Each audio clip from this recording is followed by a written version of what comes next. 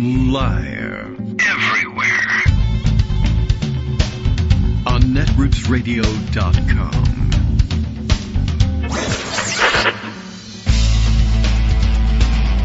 David Waldman. Kagro. In the morning. Now, here's David Waldman. There we are. Hey, good morning, everybody. How you doing? It is Wednesday. No, it isn't. It's Tuesday, October 22nd, 2024. I think we got the date and the year right, if not the day of the week. I don't know. Gosh, it feels like a Wednesday. I don't know. I don't know if anything ever really feels like a Wednesday, but I guess this one did. Subconsciously, I assumed that this was going to be a Wednesday, just from the feel of it. All right. Well, a little bit of disorganization behind the scenes here and just about making it to the microphone on time. And, okay, so let's move forward. It's, what are we on, like day 3 of, oh my God, McDonald's, Arnold Palmer or something. I don't know why the McDonald's story is sticking around, but it is. And I mean, I think we made plain to you yesterday that the McDonald's thing was a fakery, a setup. The place was closed. He wasn't taking orders from people in line or anything like that. But I guess I didn't really understand at the time of the show yesterday just how much of a setup it actually was. They controlled clearly everything coming through. They weren't going to just like let people drive up and see Trump. Of course, the Secret Service would have a problem with that. So it didn't surprise me that the things were staged a little bit. But apparently, I guess the kicker, the one that really made me laugh, was that apparently they just said, all right, well, we'll get volunteers who, support the campaign to, first of all, be screened, and second of all, line up in cars as though they were ordering things from the drive-thru. But the deal is, you don't order anything. You drive up, and whatever Trump hands you, you say thanks, and then you leave. I mean, you probably noticed the pictures of him handing fries, like just the container of fries out the window. Like, they don't really normally do that unless they've forgotten your fries and didn't put them in the bag, and you check, and then you say, you forgot my French fries, and then they come back with them. But ordinarily, it's all bagged up.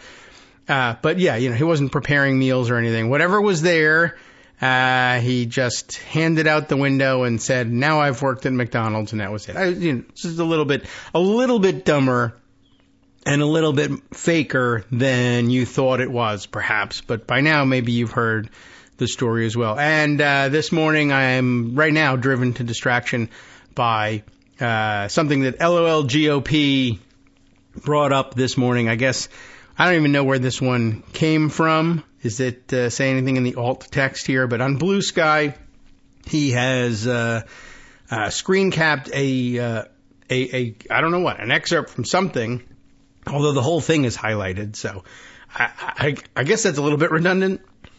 But anyway, where this is from, I don't know. But it reads, here is the question Democrats have floundered in answering this year, which is astounding to me. That I don't really know whether Democrats have floundered in answering it, or people just aren't hearing the answer, or people in the press think they're not hearing an answer. But apparently the question is, if Donald Trump is so dangerous, then how come the consequences of his presidency weren't worse? What? They were horrific. But there is this gap between the unfit, unsound, unworthy man Democrats describe and the memories that most Americans have of his presidency, at least before the pandemic. If Donald Trump is so bad, why were things so good? Why were they at least okay? And they were not, of course. And I mean, I guess there's the hedge of, well, at least before the pandemic. But I mean, please don't forget the pandemic. I mean, as LOLGOP puts it in all caps, something I've done numerous times with this story is there were semi trucks filled with dead bodies because the morgues were overflowing. Yeah, that's pretty much it. My recollection, of course, again, pandemic, but I mean, you got to lay the blame somewhere for this pandemic. There was no toilet paper to be had anywhere. And then for months. And then eventually these weird imports started coming in and nobody understood what the hell they were or where they were from. I had to download an app on my phone that people use to report if a store got any toilet paper or bottled water or anything like that. And that too, right? I mean, factories shut down because they were afraid of COVID, et cetera, et cetera. Yes, but also breweries shut down their lines so that they could can water, so that there would be water on the shelves for people to buy. Distilleries closed their lines to make hand sanitizer. We have a local distillery here that you can't buy their whiskey. You gotta buy, but you can buy bottles of hand sanitizer that they distilled and made out of alcohol. It was rather a remarkable time. And then, of course, again, still focusing on the pandemic. But there's plenty of other things besides the pandemic. But the thievery, the pirating of PPE by the federal government, or at least by Jared Kushner and his cronies, people who would go out of their way. Remember, of course, Trump says, leave it to the states, like with everything else. Right? They want abortion back in the states. They don't. But he's just said, let states get their own PPE. The federal government has no role here, except then Jared Kushner said, well, wait a minute, there is a federal role for us.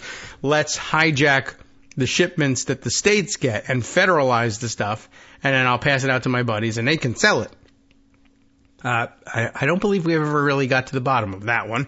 But non-pandemic things, I see people pointing out, we spent the first weekend of Trump's presidency taking over airports around the country to try to prevent mass deportation of Muslims in this country. And of course, I think everybody just remembers that every week was something insane. Every day was something insane. He's tear gassing protesters. He's going to buy Greenland. He's going to nuke hurricanes. I mean, it was daily chaos. The fact that he was too incompetent to pull most of it off, well, I'm glad that didn't come to pass, but it was daily trauma for everybody. I don't know. I don't know why people, I guess if you ignore all politics and hate it and pay no attention to anything, and you're sitting there wondering, why don't I remember feeling bad? I just can't. I don't know what to tell you. I mean, they are making a certain point here with this, that the vast majority of the people who control the destiny of this country, for so long as we control it by voting anyway, I'm not certain that's going to last forever. These guys are paying zero attention to anything ever, and maybe it's the one possibly valid point that the weirdo autocrats from Silicon Valley may have going for them. Democracy. Not that great if it's a country full of idiots that don't pay attention to stuff. But I mean, even then, you guys must have noticed your professional sports were gone. You turn on the TV and they were possibly putting on reruns because no one was making any new shows because you couldn't get together anywhere. And even Saturday Night Live, after a couple of weeks, was doing things that everybody just videotapes themselves at home and emails their skits in. You don't remember all this? People doing the morning news shows from their houses, from their kitchens, et cetera, et cetera. Zoom raiding people's rooms because everybody was trapped in their houses. No? Okay. Well, I don't know what to tell you about collective amnesia. All right. Well, today is Tuesday, and that gives us a broad mandate, the Tuesday mandate, with lots of time, if we want, to round up news and get into deep dive things, if you would like to do that. And I've got a lot of things to get to, and we might as well hurry up and get around to it. Let's see. News-wise, one thing I wanted to bring to your attention. Where is this thing? Oh, yes, right. We mentioned a couple of weeks ago, that down in Florida, things are crazy. And DeSantis is driving everyone to distraction and being a mini dictator down there. Revamping the higher education by, purging professors who are too liberal in his view, eliminating courses at state universities that smack of the woke to him, what have you, things like that.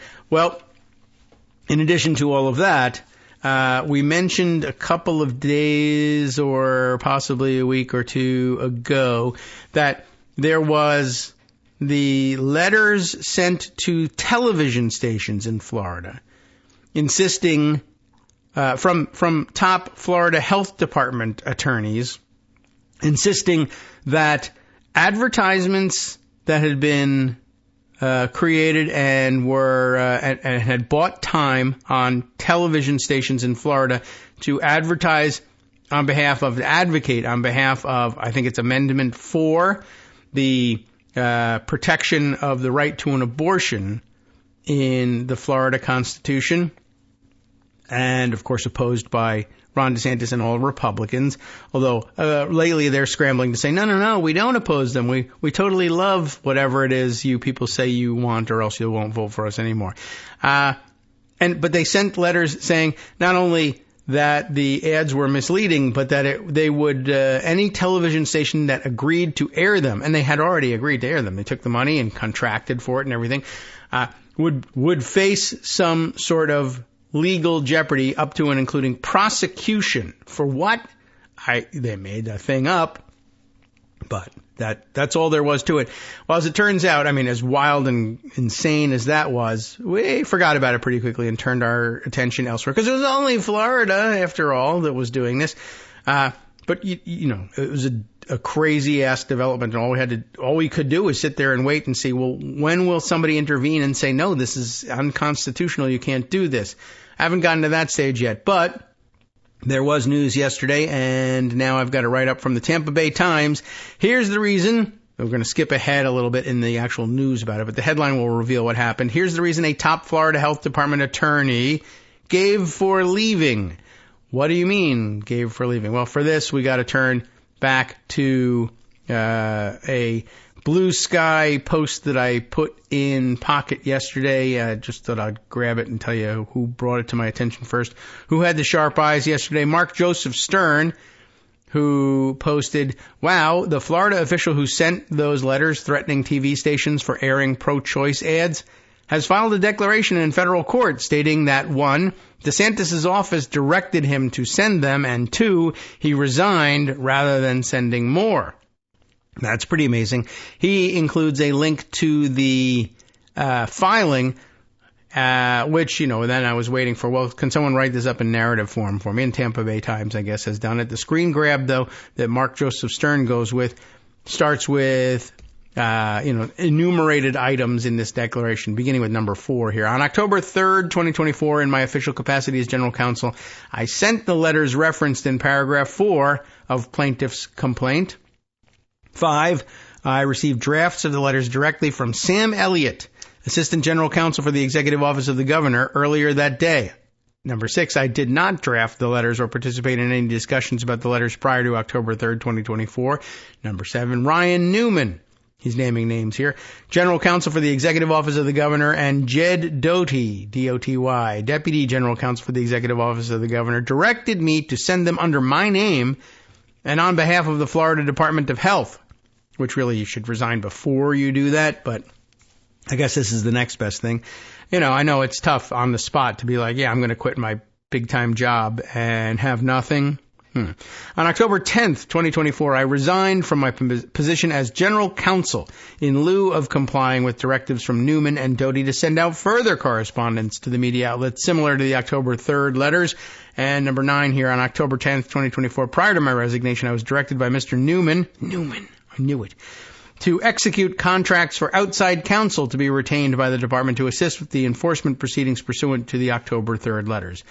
So he quit rather than send any more, and was directed, it's not clear whether from this screen grab whether he quit before doing this, but all right, well, if you're not going to send these letters, I want you to hire outside counsel who will.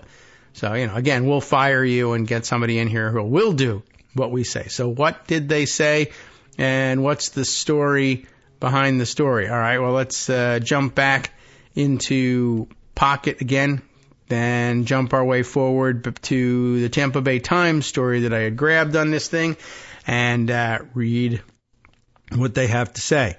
Let's see, who's our author here? Anna Ceballos for the Tampa Bay Times.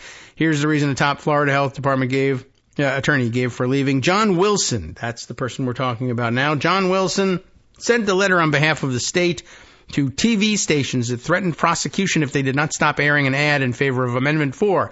He resigned days later. I mean, good for you for speaking up. Too bad you got stuck sending those letters the first time. When he abruptly resigned from his post last week, the top attorney for the Florida Department of Health suggested in a resignation letter that he was uncomfortable with decisions. Oh, good. Pop-ups. It's very important that I find out that Americans are hooked on this new Star Trek game. More important than the actual news content, apparently, to the programmers of the Tampa Bay Times website. Okay.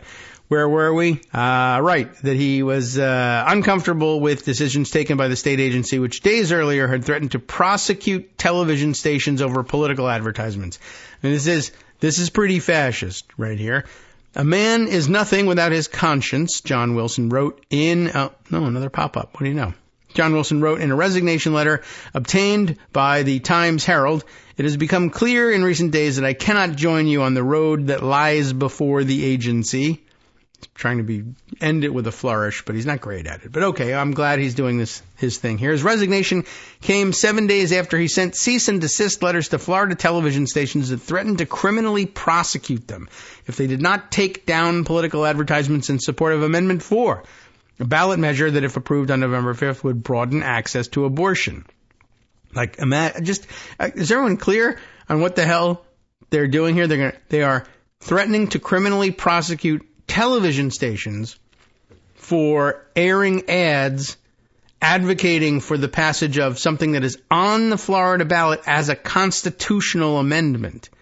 No, you can't amend your constitution, people of Florida. No, you can't tell people what's going to be on the ballot, people of Florida. You'll be arrested if you do that. It's on the ballot. If you say it, though, you're under arrest. The letters are now the subject of a federal lawsuit in which Wilson is being sued in his personal capacity, along with Florida Surgeon General Joseph Ladapo, the head of the Department of Health. In the lawsuit, Floridians Protecting Freedom, the group behind Amendment 4, claims the state agency's threats are a violation of the group's First Amendment rights to political speech. Well, that's a good claim. Wilson, whose exit from the Department of Health was previously reported by the Times and Herald, the Times/Herald they go by here, declined to comment through his attorney. Wilson, who had served as the agency's general counsel, this website, by the way, Tampa Bay Times, tampabay.com, unreadable. It's literally unreadable from the pop-up ads. The text that you're reading is either covered up or moves every 10 seconds. It's unbelievable. I'm going to vomit trying to read this thing. My eyes. Oh, my God. All right. Where were we? Wilson, whose exit from the Department of Health was previously reported, declined to comment, right?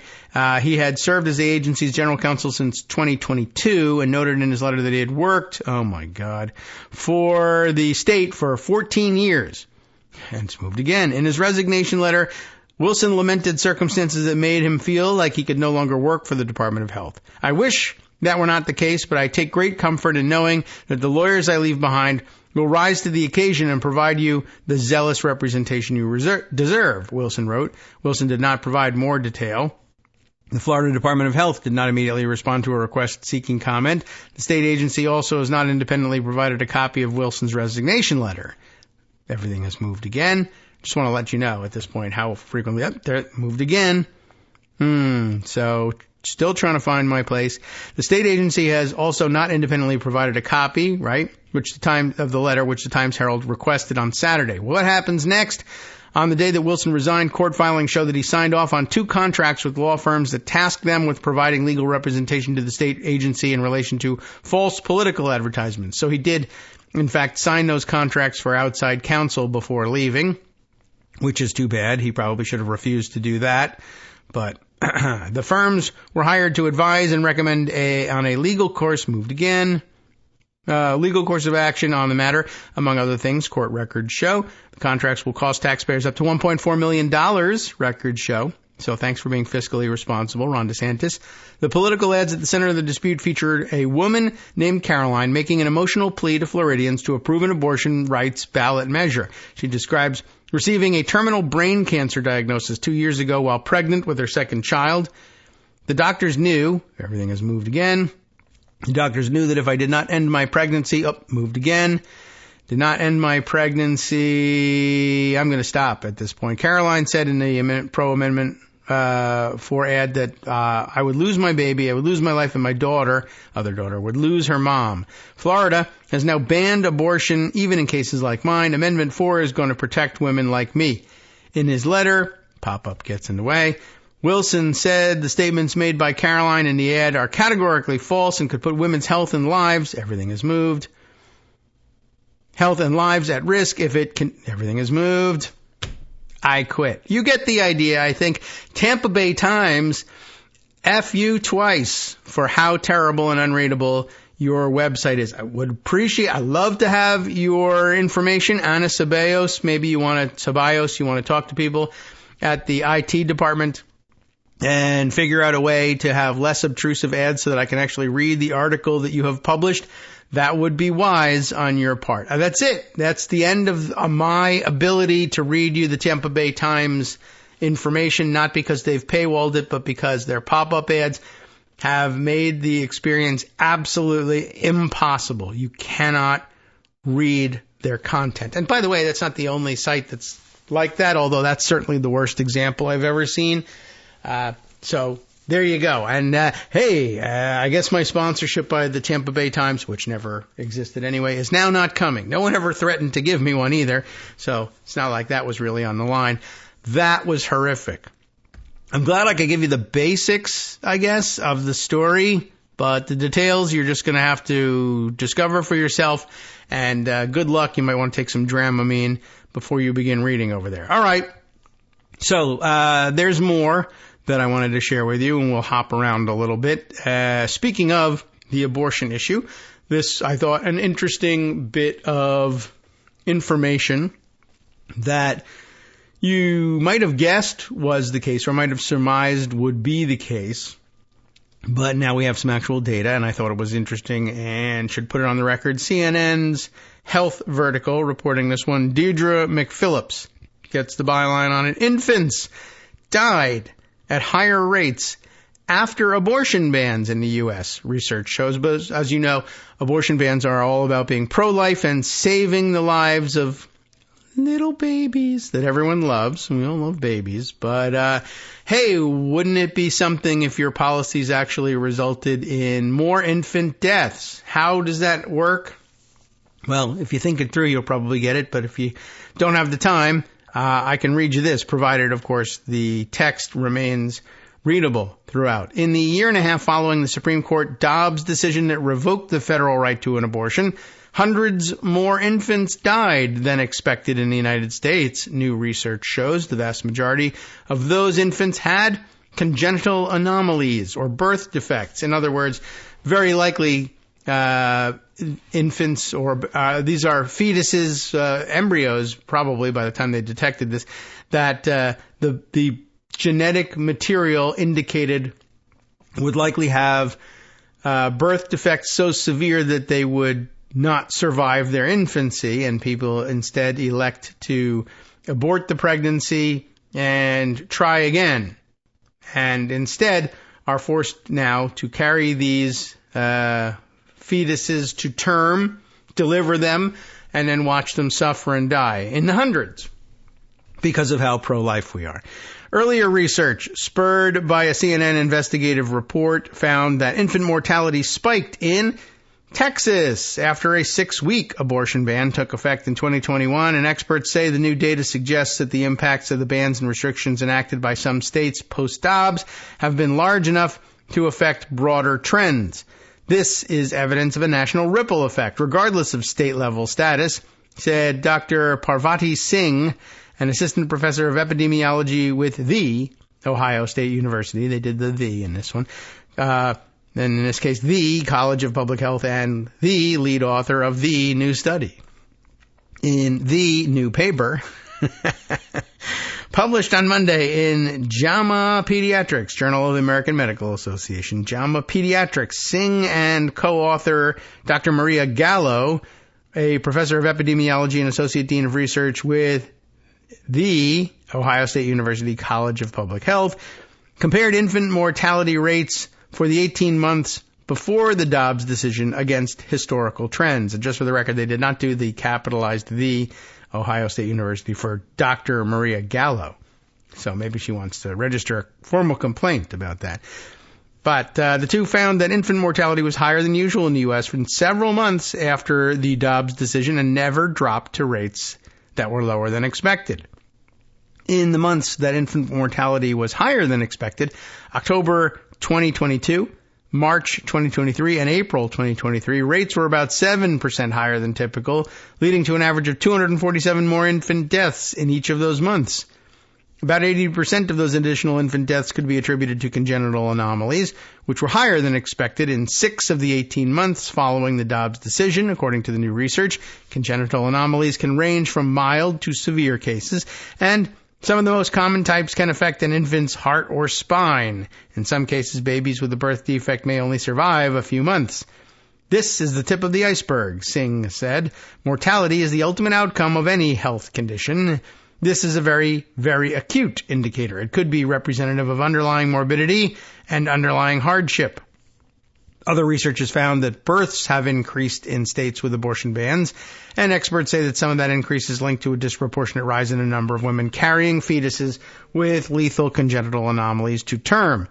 Whether the pregnancy was wanted or unwanted, we know that many of these are pregnancies that would have ended in abortion had people had access to those services, said Dr. Ushma Upadhyay, an assistant professor in the Department of Obstetrics, Gynecology, and Reproductive Science at the University of California in San Francisco. Almost time for our music here, but I had to spend half an hour reading everybody's titles and chairs and which college of which university they were working at. Anyway, this last doctor, not involved in a new study, but does research on abortion trends in the U.S. You get the idea? We'll jump out of this article here at this point. Just wanted to sort of give you that little bit of information. Might come in handy in discussion at some point, but data always wise to have, and that much more fun when it confirms your priors, even if it's about something terrible like this. Hi everybody, it's me, David Waldman. Yes, the same guy who interrupts you all the time. Interrupting you one more time, just to tell you again, another reminder that your contributions are what keep this show on the air, and Patreon.com, Patreon.com, is still among the easiest ways to make the sustaining subscription donations that keep us afloat. Are you ready for the pep talk about how our Patreon campaign is still going strong and growing? Well, too bad. Yeah, the plain fact is we actually are headed in the wrong direction, and whereas we once had about 175 monthly patrons, we're now actually down below 150. Time to recruit some more. Not exactly the kind of news I wanted to share, but there it is. For those of you in a position to support the show, Patreon.com does make it easy to make those secure, recurring monthly contributions to do so. Patreon.com/KagroX gets you straight to our donation page. We've been through a lot together. The worst of the pandemic, we hope. The worst of the insurrection, we hope. So go ahead and treat yourself. You don't need an excuse. Give yourself the gift of a little something you enjoy in life. Support the show. And of course, if you happen to prefer using PayPal or even the Square Cash app, we're up and running on those options too. So thanks again, everyone, for all your support. We couldn't, or at least shouldn't, do it without you. Hope you'll be on board soon too. Thanks for all your support. All right, welcome back now to the Kagro in the Morning Show here on Net Roots Radio. All right, time to jump around a little bit. Now I feel like playing that song. What was that? House of Pain, right? Okay, it's about 500 years old, this song, but not that kind of jump around, but jump around from this story to others, and there's a lot, and I thought that I would, maybe we can segue in this, but let me just check. Were there any like hot news items that I really felt like I needed to include? I don't think so. I think we have time to get into the long reads here. Although I did want to mention this one. This is not, and this mostly because it was not news, and yet it was presented as news very recently, and I was sort of wondering what happened to make this news again. And maybe some of you know, and you could drop me a line and let me know. This reported in The Guardian on the 19th. Gloria Oladipo reporting for them. Montana park ranger says Senate candidate Tim Sheehy lied about combat wound. Oh, yes, I think the hook is that they've now identified the person, the park ranger who came forward and had come forward anonymously before. But this story, I remember reading it, and it's been out for months, and things continue to go down to the wire, and it's looking, unfortunately, like this Republican challenger who is, I guess, just a liar and I guess in some respects a stolen valor guy, amazingly enough, looks to be ready to unseat John Tester in Montana, which I feel terrible about, and I hope doesn't happen, and we have our fingers crossed, and send him some money if you can to try to retain this seat. But you remember this story? Montana park ranger says Senate candidate Tim Sheehy lied about combat wound. Sheehy had claimed he was wounded in Afghanistan, which could easily have happened. I mean, but there's another one of these guys who's running for office because he was a Navy SEAL. And it's like Republicans have really lousy luck with the Navy SEALs that they're getting to come forward and run for office, by the way. I don't know what every one of them turns out to be a liar or a weirdo or a pervert or some combination of the three. And I don't know why this keeps happening to them. But Sheehy had claimed he was wounded in Afghanistan. But this ranger says he investigated an accidental shooting in 2015. You remember the story? He said, I was wounded in Afghanistan. I may even still been claiming to, I still have the bullet in my body, the whole story. But he accidentally, in fact, shot himself while camping in, I think maybe Glacier National Park. I don't know. We'll see if we can figure out which park it is if they name it. Yeah, it's Glacier National Park. And, just lied and said, no, combat wound. Which is amazing. I mean, that is stolen valor, right? I mean, he did serve. It's not someone claiming to have served when they did not, or claiming to have served in combat when they did not, but claiming to have been wounded in combat when you accidentally shot yourself stateside while camping. How do you survive as a candidate? I don't know. You could be a Republican, and then it works, apparently.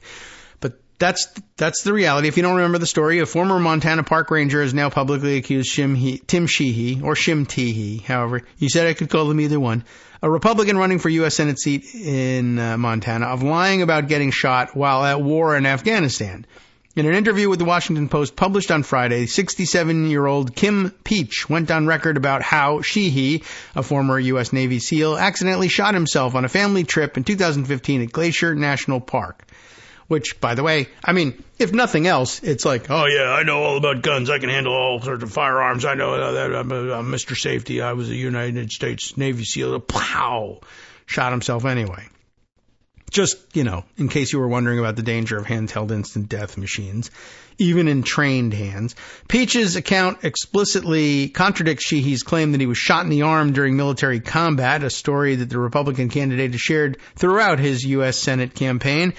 Peach said that Sheehy's allegedly self-inflicted wound left him with a bullet lodged in his right arm at Glacier National Park in Montana's Rocky Mountains. He told the Post that he first met Sheehy at a hospital in the area of the park during the aftermath of the 2015 episode. I remember Sheehy obviously being embarrassed by the situation, but at the same time thankful it wasn't worse, Peach said to the Post. There, Sheehy also confirmed to Peach that he had mistakenly shot himself after his firearm discharged in his car. Right, so again, if you're thinking, well, we'll just get former Navy SEALs to guard all of our schools because of mass shooters, et cetera, more guns, that's the answer. These guys shoot themselves accidentally too. Unless he was lying on top of it all to cover up someone else accidentally shooting him, which really also doesn't speak very well for the circulation of firearms in this country. And I guess I could be reading the Washington Post's original reporting about that, but hey, we'll mix it up a little bit. Everyone loves The Guardian. Peach said that he then inspected Sheehy's gun and observed a bullet casing, confirming that the firearm had discharged. That same day, Peach issued Sheehy a $525 fine for discharging a firearm in the national park, according to government records. So that's kind of funny that there would be a record. That's hilarious. Of course, I'm sure as a Republican, he says, there should not be any federal records of discharge of my firearm. How dare you? You're violating my Second Amendment rights. Peach also wrote about the case in a 2015 report about the gunshot, writing that he was, quote, grateful no other persons or property were damaged. the Post reported. But now all of Montana will be damaged by electing this idiot who's out there claiming that this is a war wound. The Post first spoke with Peach, who initially came forward anonymously in April, there we are, to dispute Sheehy's claim, but several Republican public figures quickly disclosed Peach's identity, leading to harassment. Of course, that's what they do. Republicans handle everything this way. Sheehy and others accused Peach of unduly attempting to discredit the candidate's military service. No, he's done that himself. In response to the Post's reporting in April, Sheehy claimed that he actually lied to Peach in 2015 about accidentally shooting himself. Sheehy said that he fell and injured his arm during a hike in Glacier, but he lied about the self-inflicted shooting to conceal the fact that he may have obtained the bullet wound during friendly fire that he endured while fighting in Afghanistan. Now, that's a hell of a story, right? Now, I don't know how fresh the wound was supposed to be in Afghanistan, but I fell and I hurt my arm. Really? What about this bullet? All right. I shot myself. Really? Okay. And the story is, I had to tell him that I shot myself, or else he would say, well, if you fell and hurt yourself, why is there a bullet in your arm?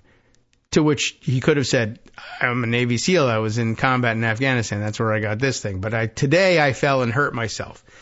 But instead he said, I shot myself today so that he wouldn't before. I'm sure that if he had said I was wounded in Afghanistan, the park ranger is going to grill him, tie him down, and put electrodes on his nipples until he tells me, I was wounded in friendly fire. Oh, my God.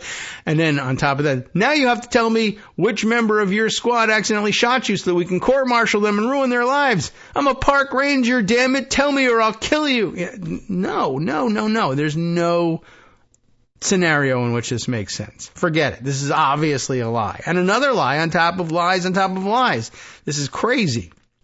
This guy's going to end up in the Senate. They're going to sign him in and swear him in later. Why would you take this guy's oath seriously? Is he going to take the constitutional oath? The liar? Really? And everybody's just going to believe it?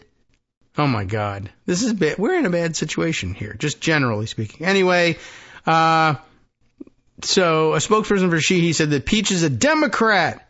He is. Maybe he isn't. I don't really know. It doesn't really make a difference. But, what a thing to say. Oh, yeah? Well, that guy is a Democrat. Dramatic music, I guess.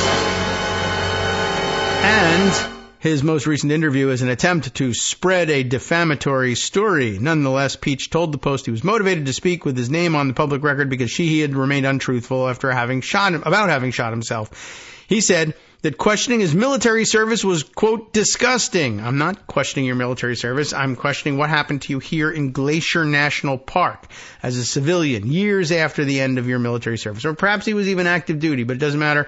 He was there in a civilian capacity. You're bleeding from your arm. Why?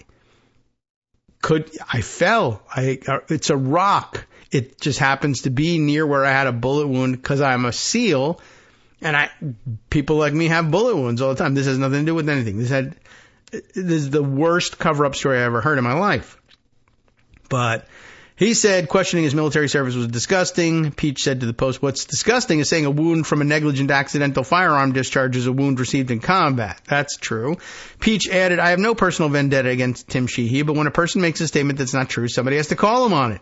She is challenging Democratic incumbent John Tester in a race that could determine which political party controls the Senate after the November 5th presidential election, which is amazing all by itself. To have control of the Senate turn over because this guy is in it would be outrageous. But now we know what Kim Peach can do in 6 years, can run against Tim Sheehy. Whether it works in Montana, that I have no idea. And probably not. It's really, well, like I said, we're in a bad place these days. All right. I just thought I would bring that one into the mix because it's sort of kind of, current events news. So other things I wanted to share with you, and maybe we can make a kind of thematic weave, to borrow from Donald Trump, not about his hair, the weave, but the rhetorical style of the weave.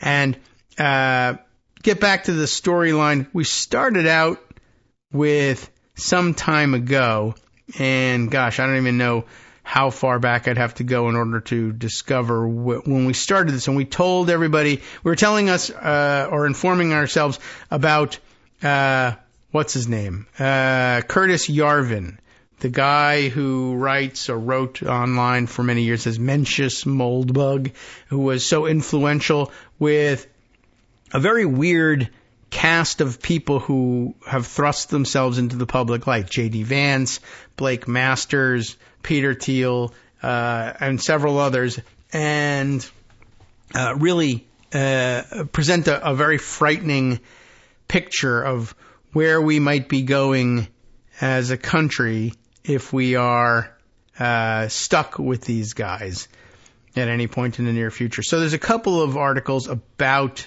that touch on this from one angle or another, not all of which are immediately obvious to me because of the way Pocket files them. But I do have this one that I thought would be a great entree back into it, and I really liked the way they handled the intro to the story. If we can get to the original posting here, that would be really helpful. A little bit slow. Over at dailygrail.com, with which I am not familiar, but as I mentioned, I like the way they introed this story, and it's a very visual and graphic one for all you online readers. And right now all it says is by Greg. Who's Greg? I don't know. I wonder if I can click on that and get a profile here. That's an unusual. So I guess it's sort of bloggy versus a newspaper site. But apparently Greg is the owner-editor of the Daily Grail, as well as the author of a number of books, including Stop Worrying, There Probably Is an Afterlife. And so if that convinces you one way or another, congratulations, I guess. But I like the way he introduced this piece, and I'll lend it a little bit of credibility in saying that it sort of reported relationships between people that I had heard about before and that I've seen reported and discussed in similar contexts before. But it begins this way.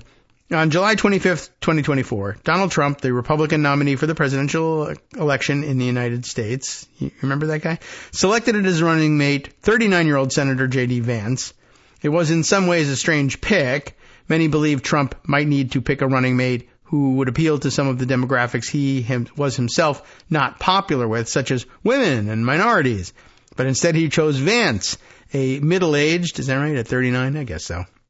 Middle-aged white male with some extreme views about women and minorities who came with very little political experience, having only been first elected to the U.S. Senate in 2022, and who had only just a few years before made clear his disdain for Trump, suggesting that he might be, quote, America's Hitler. We've heard that before. However, once you start digging into why Vance might have been selected as Trump's possible vice president and the people behind the push for him to be there, besides Trump's idiot sons, but including them, a whole landscape of weirdness comes into view. Remember when we were all about the weird here? One inhabited by fringe political philosophies, Yarvin, as well as some of the richest people to have ever walked the earth. But if Trump manages to win the presidency in November of 2024, those people and their fringe philosophy will soon be enough in control of the most powerful country on the planet and could perhaps transform the world into something entirely new, but not for the better. What are we talking about? Talking about the technocrats. We think of the Silicon Valley weirdo mob as technocrats, but the technocrats is, well, there's a historical story about technocrats, and here it is. On October 8th, 1940, so this is some time ago, the Royal Canadian Mounted Police, arrested an individual, one J.N. Haldeman, in Vancouver, on the charge of, quote, membership in an illegal organization. I guess you could do that in Canada, or at least you could in 1940. The illegal organization that Haldeman was a part of was Technocracy Incorporated, an influential faction of a larger ideology known as the Technocracy Movement. So the old-timey technocrats that we're talking about, the movement which rose in popularity during the 1930s, and there were a lot of movements that rose in popularity in the 1930s that were not particularly nice or helpful or non-fascistic, I guess. But it rose in popularity during the 1930s and proposed that modern societies should bin, i.e. get rid of, right? Sort of a British slang, bin representative democracy. Oh, yeah, sure. But this was the Nazis' time, so, you know, I guess there's something to it. Fascism was on the rise. And instead directly appoint scientists and engineers who would manage nations with rationality and technical expertise, which would supposedly lead to a new utopian age. You could see it, how it might be the sort of thing that people might imagine would happen in the 1930s. You know, oh, the future will bring flying cars and we'll get rid of money and we'll have Star Trek and, you know, the whole bit. Everything will be just fine. Science and technology will fix everything. And we still have lots of faith in science and technology. And we certainly don't mind, at least in this party, in the Democratic Party, having scientists and technologists apply their skills in a democratic context. But this is very, very different. So, again, one of the leading lights of the Technocratic movement and a founder of the group that Haldeman was a part of, Technocracy Incorporated, was engineer Howard Scott. And I guess no surprise here that engineers believe that I should be dedicating my time to replacing democracy with a new system of government in which engineers rule. Well, you know, I mean, I guess it stands to reason for engineers. His vision for technocracy in the immediate aftermath of the Great Depression included a major change to the way economies worked. At the core of Scott's vision, there is a pull quote from something, I'm not sure what, but at the core of Scott's vision was an energy theory of value. Energy theory of value. Since the basic measure common to the production of all goods and services was energy, I guess really at the basic level, I see his point, he reasoned that the sole scientific foundation for the monetary system was also energy, and that society could be designed more efficiently by using an energy metric instead of a monetary metric. Energy certificates or energy accounting would be, I guess, the medium for this. Technocracy Incorporated officials wore a uniform. Everybody wore uniforms at the time. They were into that. Consisting of a well-tailored double-breasted suit, gray shirt, and blue necktie with a monad, I don't know what that even means, monad insignia on the lapel. And its members saluted Scott in public. Again, something that was popular at the time for weirdo political movements. Is monad by any chance like a single letter as its insignia? I don't know. Monad, a structure that combines program fragments, function. I don't know. I'm looking it up trying to figure this out. But anyway, some of you likely know already. And none of you will need to know exactly what it means in order to understand the rest of this thing. So again, so that's at the core of this guy Scott's vision that was motivating Haldeman to join Technocracy Incorporated. However, the movement soon waned, not least due to its opposition to Canadian involvement in World War II. Unpopular thing to do at the time. As a consequence, Technocracy Incorporated was declared an illegal organization, thus leading to the arrest of J.N. Haldeman, who was the head of the regional branch. Now, Haldeman, whatever happened to him? Haldeman died eventually in a plane crash in January of 1974. Just 2.5 years after his daughter, May, M-A-Y-E, had given birth to his grandson, Elon Musk. Oh, now I see where you're going with all of this. Oh, okay. Wow. So that's all very well and good, but what else does it lead to? Well, it's supposed to give us context to where Elon Musk is coming from. By the way, another way of giving context to where Elon Musk is coming from that I think was expressed in the Blue Sky post that attached this article, and I didn't put the post aside, but I wonder whether the same point is made in the article. We'll see if we get around to it. But basically saying the issue with these tech billionaires is that they have come to believe that, one, they're super geniuses, because if they weren't, why are they so rich?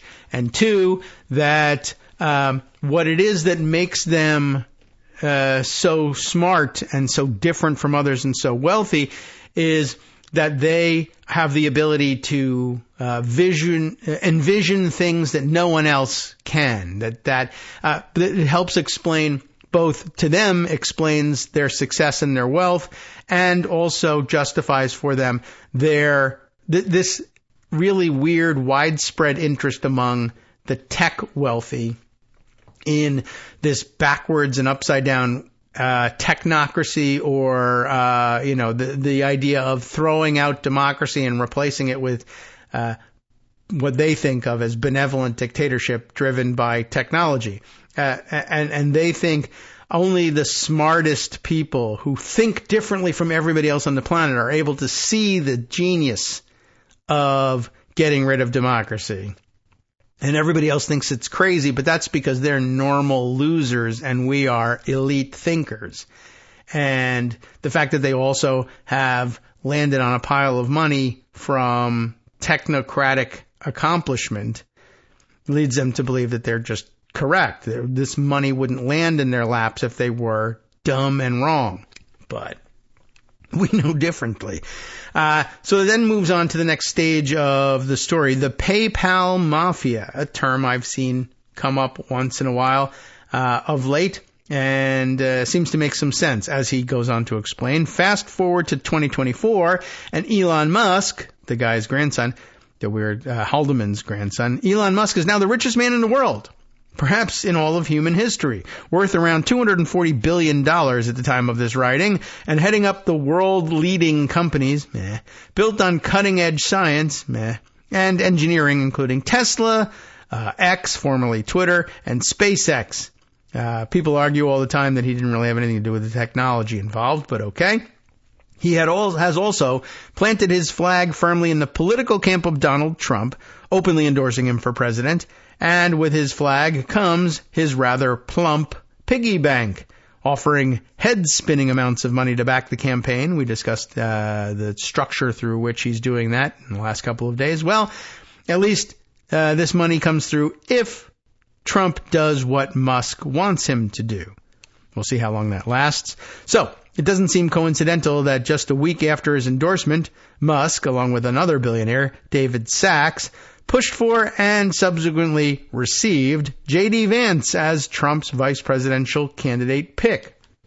By the way, I guess before I go on, I did see one of the scarier suggestions out there that I don't think is true. It's just sort of a what if sort of thing.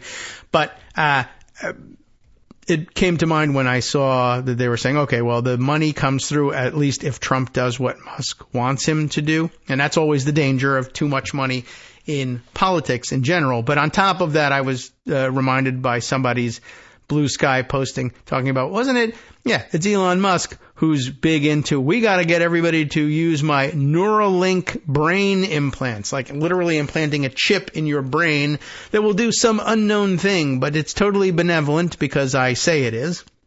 And I guess some number of people who really truly believe in this crap will in fact allow a chip to be implanted in their brain. And wouldn't it be about the most dangerous thing you could possibly think of if you had an already irrational, unpredictable, and diarrhea-brained guy as president of the United States, who, was unpredictable and had no ability to logic his way through anything so that you'd never notice the difference anyway.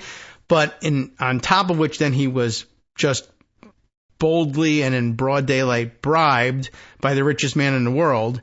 And in case that wasn't enough, the richest man in the world also talked this mush-brained idiot into allowing him to implant a microchip in the guy's brain, which, I mean, I don't know. You don't have to be a science fiction fan to come up with this. What other benevolent use of putting a microchip in somebody's brain might there be that would be great to have in a United States president? Like, that doesn't worry anybody at all. And no other candidate for president that I can think of in our history so far, anyway, would be the sort of person. I can't imagine anybody who rises to that level saying, yeah, okay, I'll put a one of your microchips in my brain. Trump would. I could see him actually agreeing to that. One, because he's an idiot. Two, he can be bribed into anything. And three, what the hell does he care? He's not using his brain anyway. It was just a scary thought, but I just wanted to kind of throw it out there while we consider this one. But anyway, so we left off talking about how Musk and David Sachs pushed for and subsequently received J.D. Vance as the VP pick. This helps to explain the weird choice of Vance as his running mate. The Trump campaign had been running low on funds in the first half of the year, and then some angel investors from the tech industry offered access to their very, very deep pockets on the condition that they got their man in the number 2 position. And then that they could use the microchip to churn Trump's brain off and either control him or kill him and make J.D. Vance the president instead. Or 25th Amendment their way into it, I guess, though that isn't discussed here. Elon Musk and David Sachs both originally made their fortunes some 25 years ago through their involvement in the early years of the online payment website PayPal. I think we're all familiar with it, and I think we all boycotted it for a little while, trying to not enrich these guys, but it was too late. This, along with a number of other individuals, many of whom are also now billionaires and still involved in the tech industry, who are often referred to collectively as the PayPal Mafia. That's a linked term here. Where does it go? Oh, Wikipedia. So they've got their own entry there. Apart from Musk and Sachs, individuals from this group went on to found companies such as YouTube, LinkedIn, and Yelp, as well as investing in fledgling companies that would go on to become corporate behemoths such as Facebook. Perhaps the most important individual from the PayPal Mafia, however, at least in terms of Vance's selection as Trump's running mate, is Peter Thiel. In the picture above of these young a-holes sitting around looking like, very much like the dorky tech bros that we can't stand. Apart from his status with the PayPal Mafia, Thiel also wields considerable influence as an early mentor of two wunderkind who now stand atop the technology ladder, Meta Facebook founder Mark Zuckerberg and OpenAI founder Sam Altman. But it may be a third protege, J.D. Vance, that turns out to be Thiel's trump card, no pun intended anyway, because while Elon Musk and David Sachs may have been the ones that the media reported as pushing J.D. Vance on Trump, Peter Thiel metaphorically owns him, Vance, that is. When Vance first announced his run for the U.S. Senate in 2022, all of 2 years ago, Thiel dropped $10 million into a super PAC supporting him and also chaperoned Vance to a personal dinner with Trump at Pervalago. But Thiel's ties to Vance go much further back, all the way to, I guess, his grandparents being arrested in Canada. No, not quite that far back. We'll find out after this. All right, welcome back now to the Kagro in the Morning Show here on Netroots Radio. Let's continue with reading through this Daily Grail piece about the Technocratic conspiracy. Is that what the title of this piece was? I'm looking at the URL here. The Technocratic conspiracy, how tech tycoons plan to disrupt democracy and become the new rulers of the world. Yikes, that's, I don't know, horror dramatic music for that? I guess so. Seem like the kind of guys who will eventually end up in a volcano lair somewhere. But we left off by reading that Thiel's ties to Vance go much further back than funding his 2022 Senate bid. In 2011, while a student at Yale Law School, Vance heard Thiel give a speech in which he called for smart young people to come to work in tech and was inspired enough to email him directly afterwards. In Vance's words, Thiel's speech was, quote, the most significant moment of my time at Yale Law School, which, doesn't speak great things about the faculty there, but what can I tell you? Thiel invited him to move to San Francisco, what an invitation, where Vance took up a job at Mithril Capital, one of Thiel's companies. When Vance later moved back to Ohio and started his own fund, Narya Capital, Thiel was one of the original investors providing funds. How come you're such a successful guy, J.D. Vance? Well, I'm a venture capitalist. Well, how did you become a venture capitalist? Well, first I went to work for someone who was a venture capitalist, and then I said, will you give me millions and millions of dollars to start my own venture capital fund? And he said yes. Now, not everybody would say yes, and not everybody would be said yes to, so there might be something there, but it isn't as if he went out and, raised the money himself. It comes from a single point source, as we were talking about yesterday.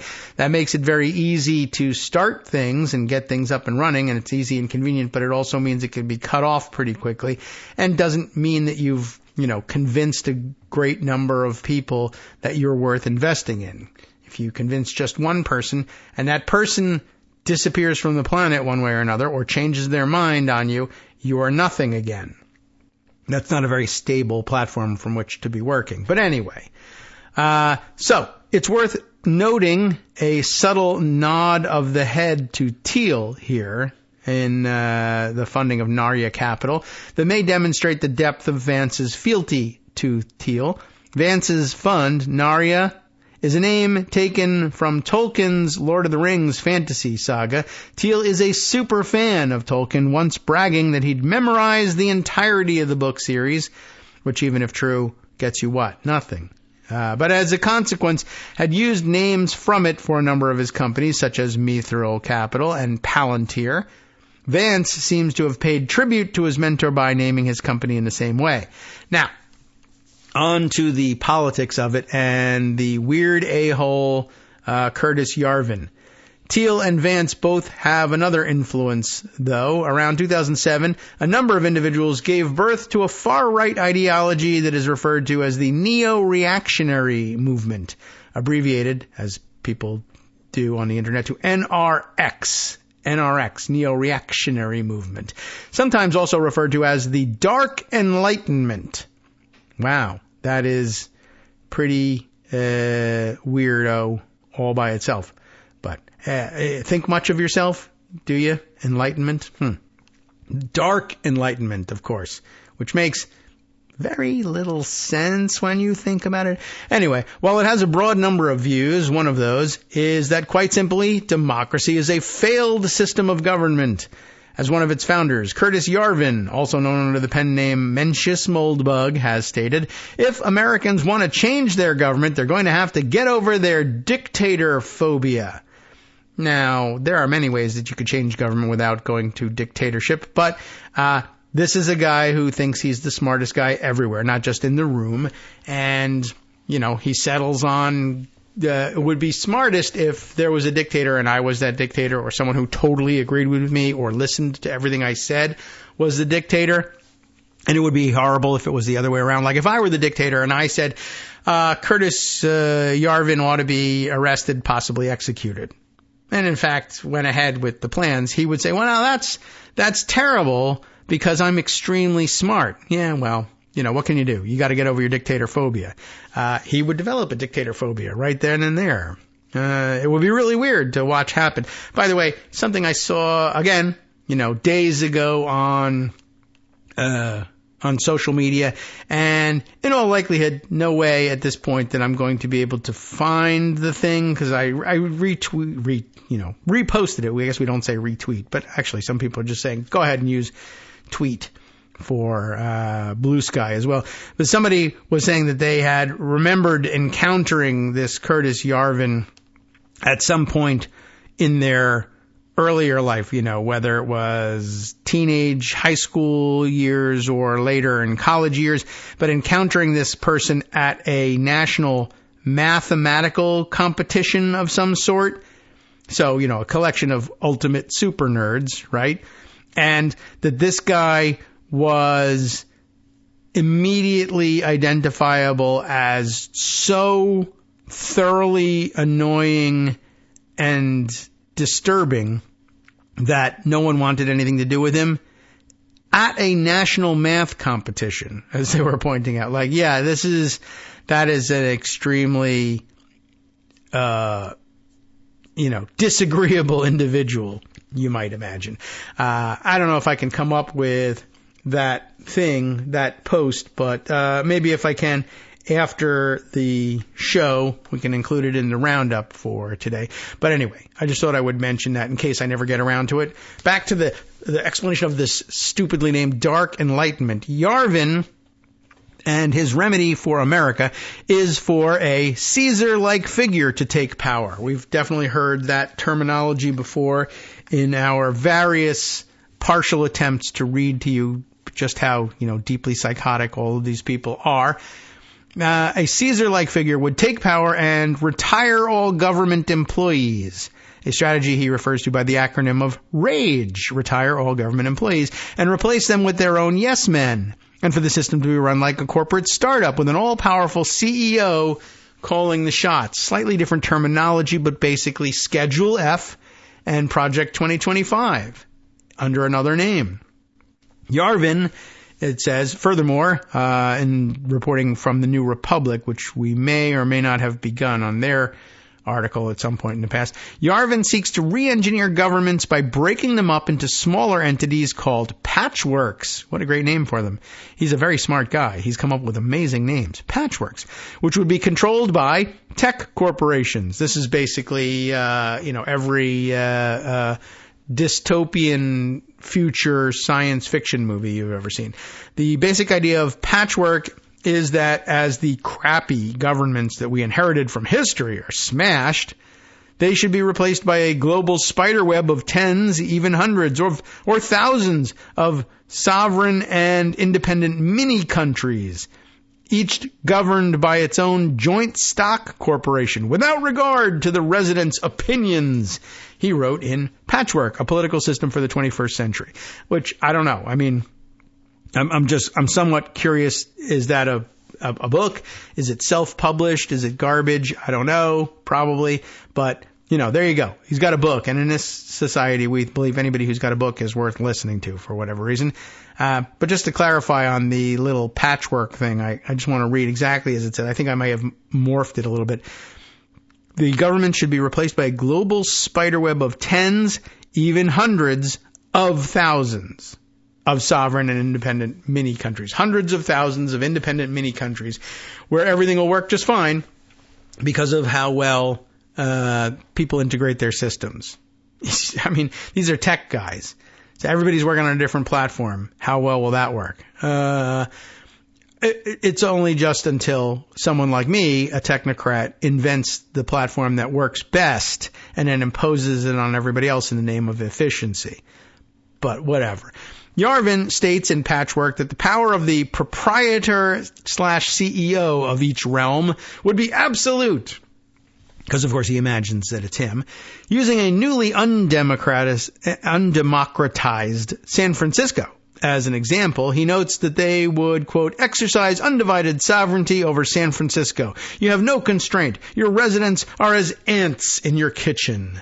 Since San Francisco is not an Islamic state, it does not ask its residents to agree that their hand will be cut off if they steal, but it could. In other words, nothing wrong with the Islamic state either. It's just that I don't run it. Furthermore, Yarvin says that each realm would have, quote, Orwellian powers of observation and action, unquote, in which all residents are, quote, genotyped and iris scanned. Public places and transportation systems track everyone. Security cameras are ubiquitous. Every car knows where it is and who is sitting in it and tells the authorities both. So why do any of this? One, because their tech knowledge and tech application makes it possible, one, to do, and two, to sell to the new corporate government and make themselves even richer. And I guess also because if you then set yourself up as the technocratic dictator and you're this kind of wackadoodle a-hole, and there's hundreds of thousands of different mini countries to choose from anyway, you go into the office and hack this a-hole to death with a garden hoe, and his reign of terror is over. But, of course, if he's able to observe it, record it, find you, identify you, and sick the security services on you, well, that's supposed to, A, discourage you from hacking him to death with a garden hoe beforehand, and two, to punish you from doing so and show everyone else that it's not worth resisting the techno-dictator. But you could, of course, chop the rest of the security forces to death with garden hoes as well. But that's a different political philosophy. And we won't be discussing that one necessarily. We have to get through this one first. But again, the major benefit of this one is that he would be the big winner in all of it, and you would all have to knuckle under to him in the ways that you didn't at camp or math competitions or social mixers or the dating scene or what have you. Once again, all of these mega nerds have been victimized over and over again, and this is just essentially a technocratic fantasy for how they would take over and take their revenge on everybody. It is perhaps, I guess, here the theme song of the thing is Pearl Jam's Jeremy here, right? So Curtis Yarvin spoke in class today. You'll all be hacked to death, but it doesn't matter. You're just as ants in my kitchen, you see. You can see how nobody's getting along with this guy, even at the math competition. You're all ants in my kitchen. But you didn't even win the math competition, dude. Yeah, well, that's because I didn't want to. Who wants to win from all you ants anyway? Great. And you know what's really great? J.D. Vance was elected to the United States Senate based on his love for this crap. And Blake Masters almost got there too. And who knows how many other people are going to be running the government under Project 2025 who actually think this is a coherent philosophy. And who might get hacked to death by garden hose. I don't know. Let's see, where do we leave off with this? All right, but yes, right. It's important that there be a panopticon to make sure that, technology will answer the question of why do these mega billionaires believe that their bodyguards would protect them in a post-apocalyptic world? Maybe they wouldn't, but their robot bodyguards certainly would, because they don't need to eat or be paid, and they're not jealous of the lifestyle of the underground lair dwelling technocratic dictator. So we'll fix things that way. Some of Yarvin's other ideas, it notes here, include that humans have genetic differences that cause some groups to be, let's say, more suited to mastery, while others, including, Africans, for instance, we're more suited to slavery. So, yeah, that's where we are with this guy. Thiel and Vance are friends with and heavily influenced by Yarvin, and have fully embraced the philosophies of the Dark Enlightenment. Thiel biographer Max Chafkin described Yarvin as the house political philosopher for the network of Thiel-connected VCs and tycoons, often referred to as the Thiel-verse. This influence is evident when we hear that Thiel has stated that he no longer believes, quote, that freedom and democracy are compatible.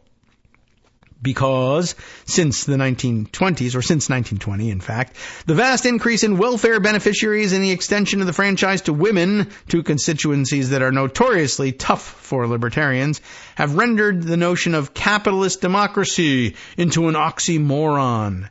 Sure, why not? Meanwhile, Vance has said that the advice he'd give to Trump upon being elected would be, I have advice for him. Nobody listens to me. I'm the house philosopher for this place, I guess. And I don't know. It's just not nearly as lucrative. Why aren't you all billionaires? Well, anyway, what would he advise Trump upon being elected or seizing power, more likely? Fire every single mid-level bureaucrat, every civil servant in the administrative state, and replace them with our people. By the way, it's one thing to say that as a politician, but it's quite another to say it as somebody who isn't even... doesn't even have the guts, essentially, to stand for election anywhere. They just run around saying, I'm very smart. And if you are slightly less smart, i.e. dumb enough to run for office, I will just tell you what to say. And what the hell? Why don't you get rid of every mid-level bureaucrat? Easy enough to say when you don't even have your own election on the line. You're just running around being a political philosopher. I say get rid of every Curtis Yarvin. Where's my political philosophy? Where's my dark enlightenment? Anyway, what else would he advise him? When the courts stop you of getting rid of every administrative civil servant and replacing them with our people, when the courts stop you, stand before the country and say, and he quoted Andrew Jackson here, giving the challenge to the entire constitutional order, the Chief Justice has made his ruling, now let him enforce it. Fine, garden hose it is. And then, when you poop your pants as we hack you full of holes, Andrew Jackson, you can curse him on your way out. This is a description essentially of a coup. So is the garden hoe thing, but hey, they're all right now. It's A-okay. We are in a late Republican period, Vance said later, evoking the common new right view of America as Rome awaiting its Caesar. If we are going to push back against it, we're going to have to get pretty wild and pretty far out there and go in directions that a lot of conservatives right now are uncomfortable with. Or face the garden hoe. Vance's views are straight out of Yarvin's playbook, from his suggestion of replacing government employees with his own yes men, Yarvin's rage theory, right? To the need for a new Caesar/dictator to take control. Furthermore, Yarvin's patchworks fit right in with a long-held desire of Thiel's and a lot of other libertarians of his ilk to live by their own rules. That is, without government regulation and taxes, in autonomous zones of some sort. Oh, wow, Galt's Gulch, I can't believe it. Where'd they get that idea? In 2009, Thiel put forward what he saw as the possibilities for locations that would offer a new life of freedom from cyberspace to actual space. This is all pretty lame in the face of the, by the way, the actual the ultimate libertarian, and the house political philosophy of this show. The real ultimate libertarian was Vito Corleone, not John Galt. John Galt was a piker. Vito Corleone carved out his own empire entirely free of the rule of law and couldn't understand why other people wouldn't join him in it, but basically offered to anyone who would protection such that the law wouldn't apply to them either. And they could kill everyone in their way. That's a criminal syndicate and a criminal mastermind, and that's essentially what they're plotting here, but they disguise it from themselves by saying, oh, well, we'll be replacing democracy, not just holding ourselves separate from it. So therefore, all of our crimes are okay. Anyway, he at least had the guts to say, I can build this libertarian utopia right here in the New York suburbs and just wall myself off from the control of the government physically. Whereas these guys say, oh, yeah, I don't know exactly where we can do it. Maybe cyberspace or outer space? Sure, dude. But, here, this is what they are, what Thiel is theorizing here. Where does it come from? CatoUnbound.org. Ooh, sounds fun. So, where could they establish this new life of freedom? One, cyberspace. In the 2000s, companies like Facebook created the space for new modes of dissent and new ways to form communities not bounded by historical nation states. By starting a new internet business, an entrepreneur may create a new world. Not really. The hope of the internet is that these new worlds will impact and force change on the existing social and political order. The limitation of the internet is that these new worlds are virtual and any escape may be more imaginary than real, which I think is probably what motivated them to move into cryptocurrency, create their own money. That's probably one of the last things standing in the way of their making it more real. What about outer space? Well, because the vast reaches of outer space represent a limitless frontier, they also represent a limitless possibility for escape from world politics. No, not really. I mean, escape into a vacuum that ultimately kills you. Death is available right here on the planet as an escape from world politics. You're just opting not to take it. Instead, you want to burn billions and billions of dollars launching yourself into a vacuum that will kill you and will never hear from you again, which I am fine with, but I would probably prefer, again, on an efficiency standpoint, purely from efficiency. And I don't advocate this necessarily in the real world. I don't know what the real world implications of this are, but just straight up efficiency examination tells me it would be far more efficient to hack you to death with garden hose, take your money, redistribute it here on the planet, and tell your corpse that you're in outer space now, man. Enjoy. You're floating free. Like, totally. Look for the monolith out there. It's all, dead is dead. Doesn't seem to make any real difference to the corpse whether you're really in outer space or not. Or we could freeze your brain and play it audio tapes over and over again. I'm in outer space now. Woo. And you just hypnotize yourself into believing that. But, whatever. No, I'm just looking at the logic of what he's just said here. Well, because the vast reaches of outer space are a limitless frontier, Is it limitless? Well, theoretically, I don't know. Yes, no. The physicists say it's possible that it could be limitless, which is very difficult for the human mind to imagine, but that's not what we're here to ponder. Because there's a lot of room out there, he now posits, there's a lot of room for escape from world politics. That does not follow. That does not follow. There's a lot of space out there. You could be dead in an infinite amount of it, and therefore free of world politics. There's a possibility you could survive elsewhere, but then stop bothering the rest of us here. Go live there. There's no need for you to exert influence here. Go into the vast reaches of space and do your thing. Get lost already. It just doesn't follow, though, especially as, the true science of it is you'll be dead elsewhere. That's not an issue for us.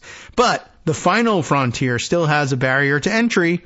Rocket technologies have only seen modest advances since the 1960s, so that outer space still remains almost impossibly far away. We must redouble the efforts to commercialize space. Though, again, the aspect that you're forgetting is the place will kill you. You're the fastest rocket to death imaginable. Poof, it's yours. No transactions costs whatsoever. Totally efficient market for rocket creation. How do you breathe? How do you survive the radiation? What do you eat? I don't know. Neither does he. And then, of course, what is this? Seasteading. Oh, that's an interesting way of doing it. And can't do the rockets, so instead we'll build a floating island and ask everyone else to leave us alone, as opposed to being plundered by pirates, let's say.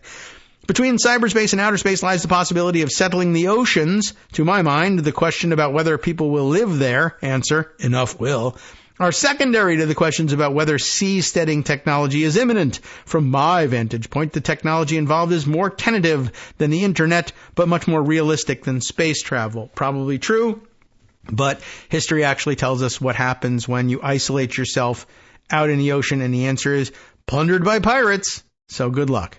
Thiel has invested in all three of these freedom locations, as it is stated here. For example, via Facebook, SpaceX, and the Seasteading Institute, respectively. But Yarvin's model offered something new to Thiel, the literal breakdown of existing modern democracies into corporate-controlled autonomous zones. So I guess that's the thing. I think we can do it in cyberspace. I'm investing in it.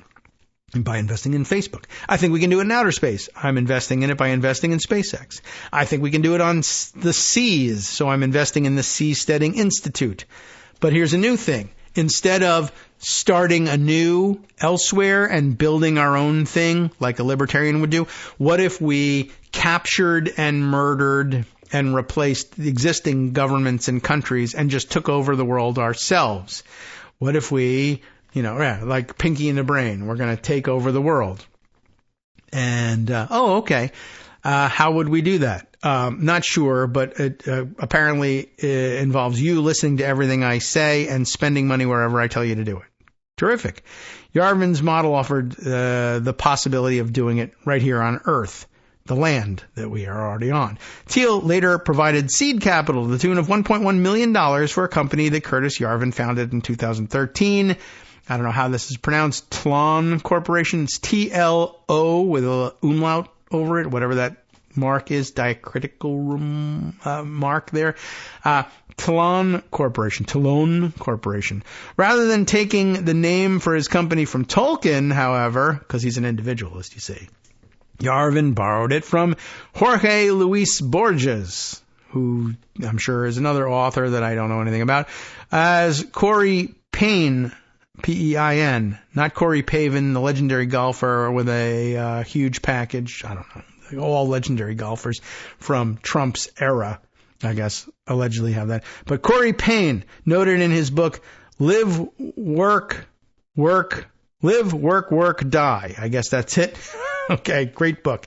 Can't wait to read that one. The name Tlon, or however you pronounce it, referenced a short story by Jorge Luis Borges in which a secret society of astronomers, biologists, engineers, metaphysicians, poets, chemists, algebraists, moralists, painters, geometers, that's a thing, directed by an obscure man of genius, I wonder who Yarvin has in mind. Built a brave new world that forced old cultures and countries into extinction. The crossovers with the previous century's technocratic movement are obvious, as is a petition created in 2014 at the White House website by Google engineer Curtis Yarvin Fan and Occupy Wall Street co-founder Justine Tunney, that's a confused person, which proposed 3 points for a national referendum. 1, retire all government employees with full pensions. That's nice. 2, transfer administrative authority to the tech industry. That's them. 3, appoint Google Executive Chairman Eric Schmidt as CEO of America. Why not? It would mean, of course, if you are a Google engineer and your CEO was now CEO of America, you would be a super important person in America. This is not an unusual thing. And, I guess you could compare it to the founding fathers getting together in Philadelphia and designing a new constitution to replace the Articles of Confederation and designing the government such that, we would be the ones in charge, most likely. Similarly, these guys, of course, are breaking with history by repeating history, but just in a different form. Instead of, and not even a different form, it's an old form. Dictatorship replaced by Enlightenment ideals and democracy. But here's our new idea. Just like everything else, we're going to bring back milkmen, delivering milk straight from the farm. It's farm to table. It's a brand new idea. We're going to reinvent the bus. We're going to reinvent taxis. We're going to reinvent hotels and short-term vacation rentals, etc. Things like this. Well, this is what we're doing again. We're going to reinvent democracy, except this, or reinvent dictatorship, except this time we're the dictators. Plus, we'll have a lot of cameras. Sup, fam? It's your boy Darwin, a.k.a. Darwin_Darko, a.k.a. the most reasonable man in America, a.k.a. KITM's senior black correspondent. You might remember me from such recordings as Spacemen vs. Space Cadets and We Need to Talk About Joe Biden. Today, I want to bring you good news about that thing you've been struggling with. Do you suffer from giving too much of a damn? Do you turn on the series of tubes and find yourself outraged at the particular way some news organization strung some sentences together only to realize, nope, this is not some fictional hellscape? Well, guess what? You no longer have to accept the life of giving too much of a damn. You can do something about it, because even you, yes you, can be a show contributor. Now I know what you're thinking. Hey, Mr. Most Reasonable Man in America, I'm not some professional podcast talking guy. Don't worry about it. Do you have a smartphone or some other electronic recording device? Well, that's all you need. You too can have a segment where you can read us an important article and give us your take. Read one of your own original essays, or even just give us your commentary on something you'd like to share that's important to you. Fair warning though, side effects may include general punditry, having opinions and hot takes, getting stuff off your chest, and hearing your own voice. If your recording lasts longer than 5 to 7 minutes, please consult kagrox@gmail.com. That's KAGROX@gmail.com. All right, welcome back now to the Kagro in the Morning Show here on Ed Roots Radio. We'll try and plow through more of this compilation of, lots of the history of these technocratic weirdos from the Daily Grail. We left off noting the very confused-sounding Justine Tunney's observations about the petition embodied in the petition created in 2014 at the White House website by Google engineer and Curtis Yarvin Fan and Occupy Wall Street co-founder Justine Tunney. I know that will not surprise Greg much. He did not have a very high opinion of the Occupy Wall Street co-founders at any rate. And now I can't either. But Justine Tunney wondering, hey, why don't we, by petition, simply retire all government employees, transfer administrative authority to the tech industry, and appoint the Google executive chairman Eric Schmidt as CEO of America? As a prescient 2013 TechCrunch article on the neo-reactionary movement noted, you can see that a certain set of ideas are spreading throughout the startup scene. It's not hard to see why this ideology would catch on with white male geeks. It tells them that they are the natural rulers of the world. Like I said, though, I guess it's possible to view the foundation of the Republic under the Constitution the same way. Although it's not that difficult to understand why it's a direct parallel when you are talking about, in fact, white male geeks of the day gathering in powdered wigs and breeches to set white male geeks up as the rulers of the universe. Another prescient article at The Baffler from 2014 hit the nail on the head. Neo-reactionaries are explicitly courting wealthy elites in the tech sector as the most receptive and influential audience. Why bother with mass appeal when you're rebuilding the ancien regime? That is, okay. Very interesting and thoughtful. Actually, as I was thinking this through, by the way, courting wealthy elites, et cetera, right? And of course, there's the self-fulfilling prophecy. Of course, we're rich because we're the biggest geniuses in the world, etc. Why isn't Curtis Yarvin, in fact, the richest man in the world? I mean, I guess there's no answer. I'm dedicating myself to the political project. I don't aim to amass wealth. I simply aim to manipulate others with massive wealth into doing my bidding. And so far as it's working, I want for nothing. And so therefore, maybe that's supposed to be the logic. But, I mean, the base logic is these guys who are the mega wealthy are mega wealthy because of their massive intellects. This is what they tell themselves. And yet they all listen to Curtis Yarvin, who's not as wealthy as they are. Why is that not? Well, never mind. If logic were really part of it, this would never have gotten off the ground. Now, the next section, the new technocrats. A decade on from the TechCrunch and Baffler articles, and it now feels like there are neo-reactionaries everywhere in the tech industry. However, perhaps the most prominent and influential is, I don't know about this guy, Balaji Srinivasan. Okay, Srinivasan has been CTO of Coinbase, the largest cryptocurrency exchange in the U.S., and a general partner at the leading venture capital firm Andreessen Horowitz. That name keeps coming up. He's also another member of the Thiel-verse. When Donald Trump won the presidency in 2016, Thiel, who was in favor with Trump as one of his few financial backers leading into the election, put forward Srinivasan's name as a candidate to lead the FDA in the new administration. Both Thiel and Srinivasan disapproved of the FDA's regulations and trials for new drugs. For every thalidomide, many dead from slow approvals, Srinivasan once tweeted and deleted while under consideration for the gig. Thankfully, Trump rejected Thiel's suggestion. As far back as 2013, Srinivasan was promoting a society run by Silicon Valley and citing tech VCs and CEOs' interest in exiting from U.S. democracy and forming their own fiefdoms. Larry Page, for example, wants to set aside part of the world for unregulated experimentation. And sure. Well, some people want to set aside part of the world for their own ethno-states. It's a thing, right? We can do it. Mark Anderson, says the world is going to see an explosion of countries in the years ahead. Two of the founders of PayPal, Peter Thiel, is into seasteading, and Elon Musk wants to build a Mars colony. Sure, why not? Srinivasan also invested in a certain company along with Peter Thiel, Curtis Yarvin's Tlon, or whatever the F it's called.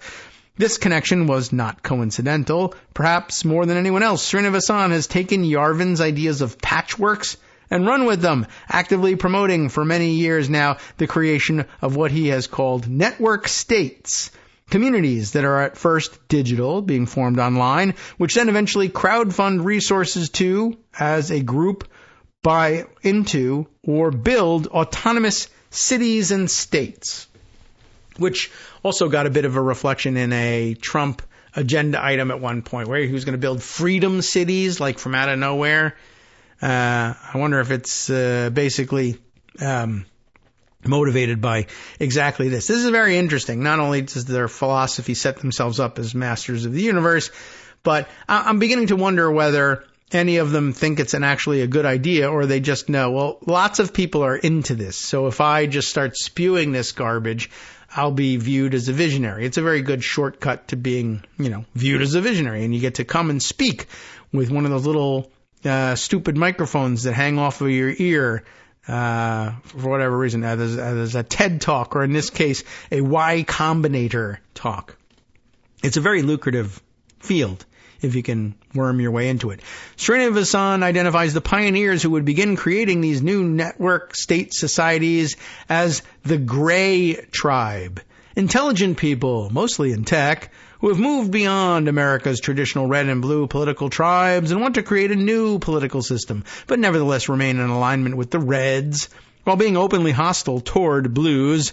He explained all of this in a rambling 4-hour podcast interview in which he raised some truly fascist-style methods in literally taking control of San Francisco. By the way, again, I'll save you time. A 2-second podcast on how to counter this. It's a 2-second counter proposal to the technocratic takeover of San Francisco. Hack these people to death with garden hose. Not necessarily the most efficient way. There's probably better ways to take care of it. Leaving them out of power would be the best solution in terms of, how we would reconcile it with our current values. But yeah, as it turns out, hacking them to death before they get, or, letting them go to Mars. Go, please, leave already. Just don't blow the rest of us up with your rockets on the way out the door. But that's a big problem. Anyway, let's see. Also from his 4-hour rambling podcast, I guess, you have a foothold of private property and you have a group membership of Gray Tribe. You also issue T-shirts that are gray color. There's genius right there. We're the Gray Tribe. And you can identify us. How? Gray T-shirts. Wow. What a genius. This guy is like out of this world smart. He probably won all the math competitions. No, he lost to the other guy.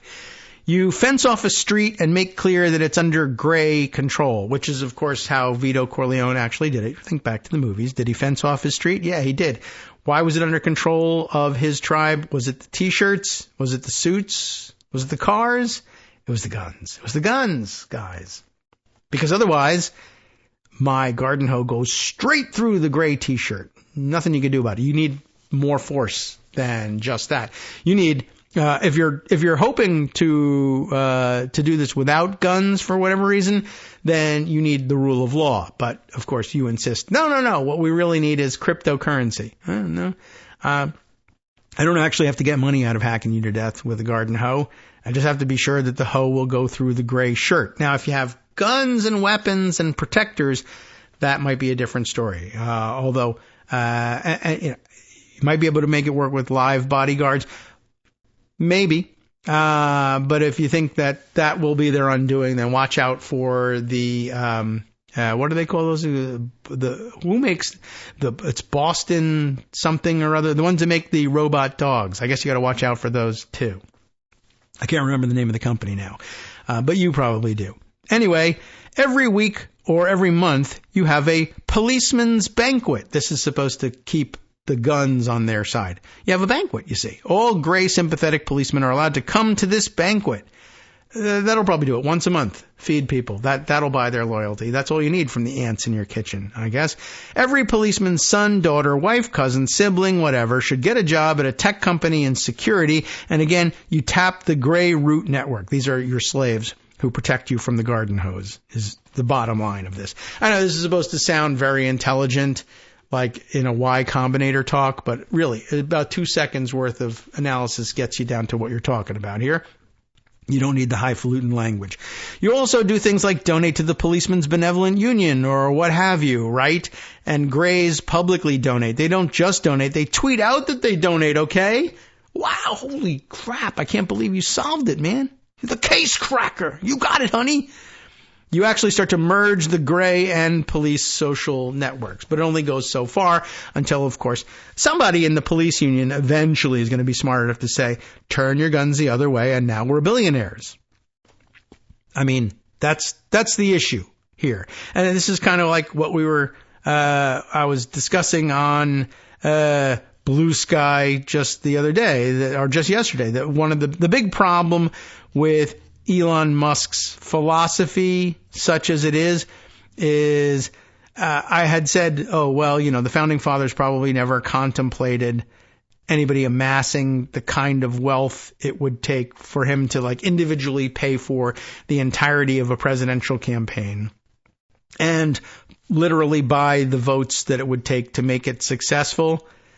Although I did have to modify it. It's probably that they never contemplated that kind of wealth being concentrated in the hands of someone who wasn't the sovereign already. Like the King of England had, I guess, about the equivalent of that kind of wealth and power. But there were checks of some sort against it, i.e. his nobles could murder him at any time and make themselves the sovereign. That was the danger of having that kind of wealth amassed in the hands of someone who wasn't already the sovereign, is that they would use it to become the sovereign, which is a problem. You know, the check and balance there is that the current sovereign realizes very early on, usually, that it's imperative that they kill this other person who has amassed that kind of wealth, because that's the only kind of person who could challenge their sovereignty. So kill them early on, seize the wealth, and use it to perpetuate your sovereignty. And if you don't, you end up, paving the way for, let's say, historically speaking, the richest guy in the realm to fund the eventual supplanting of the current sovereign by his son. Well, let's say you're, a very wealthy John of Gaunt type person. And you're angry that you're not the sovereign. And you recognize that the political limitations are such that you cannot seize the throne. You're the third son. But what if your son benefited from all the wealth and seized the throne as Henry IV? Let's say that happened. Are there any examples of this? Well, that would be one example, right? So the founders never contemplated anybody having as much money and power and ability to literally just pay every voter, if the legal system allowed them to get away with it for some reason, pay every voter in every state, or just enough key states so that they began to be able to control who would be elected president.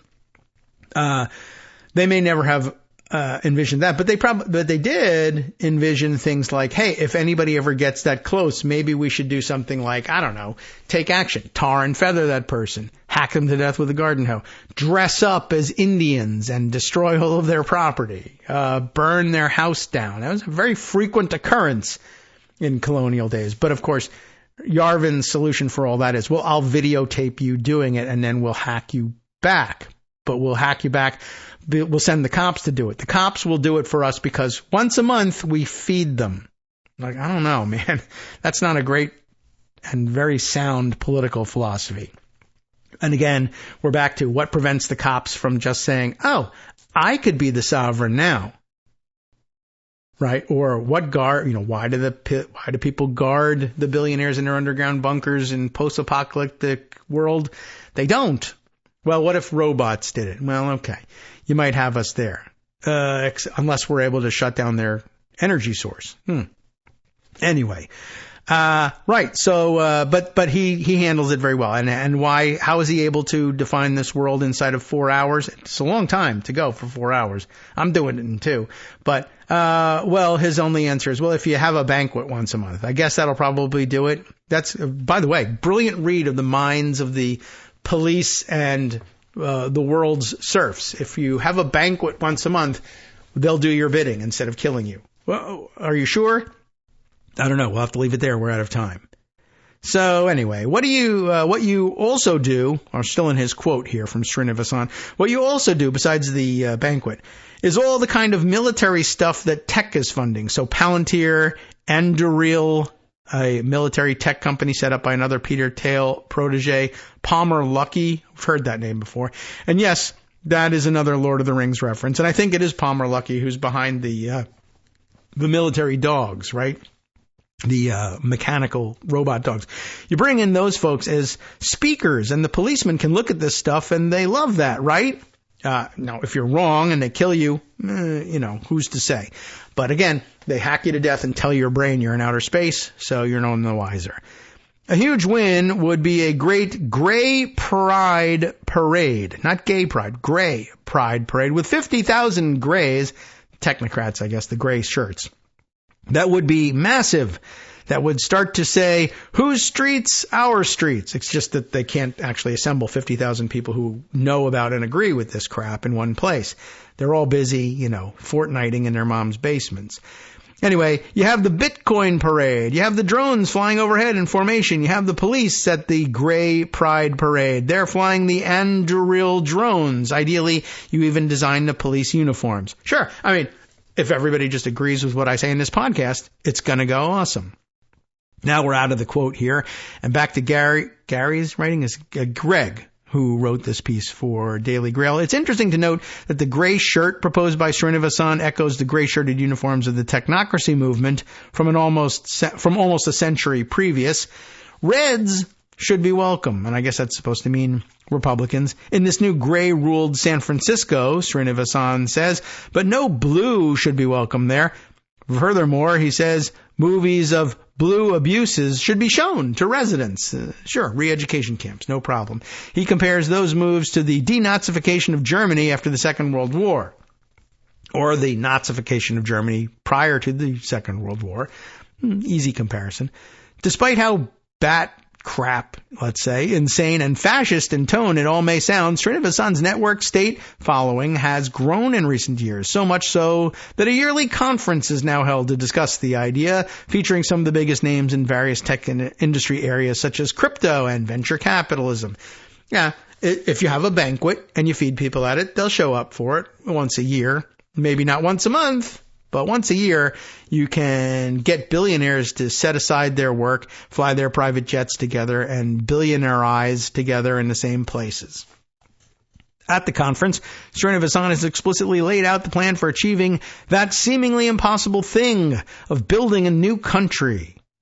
New network staters must first create, he said, a parallel establishment. And by this he means two things. One, creating parallel societies both online and in the real world, e.g. from tech communes to charter cities. Sure, we'll just create them. And two, creating parallel institutions in media, education, law, finance, and science to take over from the legacy institutions of the New York Times, Harvard University, the U.S. dollar, etc.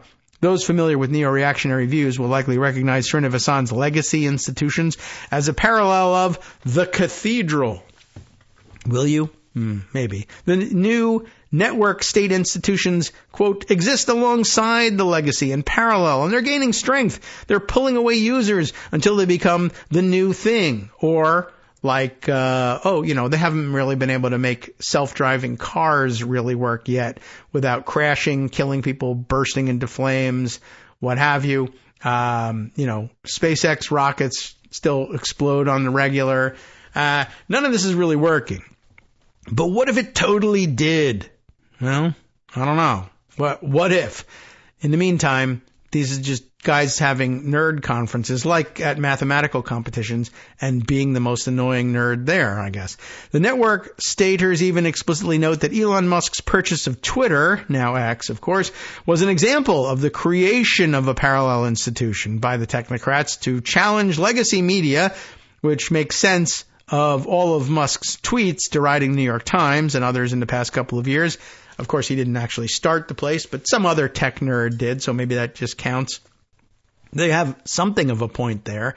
But, Twitter isn't the real world. We were reminded 100 times over and over again. It sure looks like it if you immerse yourself in it, but the truth of the matter is that 99% of the world doesn't have any effing idea whatsoever about what goes on there and doesn't pay attention to it, even if it does know. Talking to Srinivasan, Gary Tan, CEO of tech venture capital behemoth Y Combinator, and surprise, surprise, formerly of Peter Thiel's Palantir, discussed how the political landscape of San Francisco was already being transformed as per the network state vision. Not only has Tan spearheaded the takeover of San Francisco's local government by big tech through financial means, has he? But he also noted Musk's contribution to taking power through non-democratic means. Quote, what's next for San Francisco? We have stated the problem, we've outlined the political machine, and we've talked about how we've replaced some pieces of that political machine. Specifically, we have a parallel media now with Elon's Twitter or X. Getting a parallel media was a key piece, and it wasn't done through voting. That's a possible recipe for reforming San Francisco and building the alternative tech political machine, and it works in San Francisco. If it works in San Francisco, it will work everywhere. This is just getting started. Why would you think that it could be extrapolated to elsewhere? Because if it wasn't replicable, then our wealth and the people who invested their wealth in us and made us wealthy would all be invalid if it's not replicable, and we'd have to either give the money back or watch it disappear. Well, you will. But Greg chimes back in here. It's perhaps worth remembering that Yarvin's original example for his patchworks was a takeover of San Francisco. Similarly, Peter Thiel has acknowledged that the creation of PayPal a quarter of a century ago was intended to give birth to a parallel institution for finance. The great risk for libertarians is to find an escape from politics in all its forms. I suspect that the mode for escape must involve some sort of new and hitherto untried process that leads us to some undiscovered country. The founding vision of PayPal centered on the creation of a new world currency, free from all government control and dilution. The end of monetary sovereignty, as it were. Except, in order for all of us end users to be interested in using the thing, it has to be linked to the banking system that we're all tied to. And sorry, you have real world grounding there. Hence, they changed their vision to cryptocurrency. PayPal never really did it for them. While PayPal has now itself largely become part of the legacy financial system, it's not difficult to see how cryptocurrencies like Bitcoin and Ethereum have taken its place as the parallel institution for finance. So it's no surprise to learn that crypto tycoons are all in on the network state idea.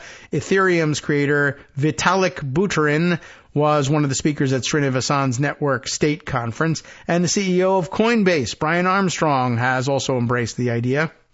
And that's why they had to have that conference in which they rigged up a soda machine to work with Bitcoin. Because, again, just like PayPal, the basic problem is that most people, they're happy to invest in Bitcoin, but they need to convert it back into dollars at some point in order to use it in the real world. And they thought the most, obvious usage of it in the real world might be, can you buy a soda from a vending machine with it? Well, they rigged one machine up in, where was it that they had their conference? I can't even remember. Somewhere in Latin America that they had the big conference and said, look, we made a soda machine work with this just once, like Elon Musk's fake robot bartenders or any other car show where we show a prototype and then pretend that that's a real thing. Anyway, it is therefore worth noting that the Trump campaign has in recent months pivoted hard to cryptocurrency. Despite previously being against it, labeling it as a scam against the dollar, in July, Trump was suddenly the marquee speaker at the 2024 Bitcoin conference in Nashville, at which he promised to make the United States the crypto capital of the world. And why would the crypto world need a capital? It's a fundamental misunderstanding of everything. But okay. And cryptocurrency is not the only parallel institution that the Trump campaign is backing. They've also proposed up to 10 freedom cities. There they are, on federally owned land.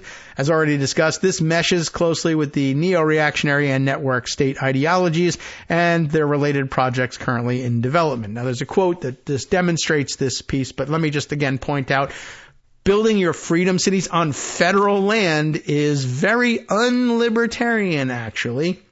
Unless, of course, you seize control of the government such that you direct that government, at least temporarily while you're in control of it, to use the federal ability to control federal land to simply not control federal land instead.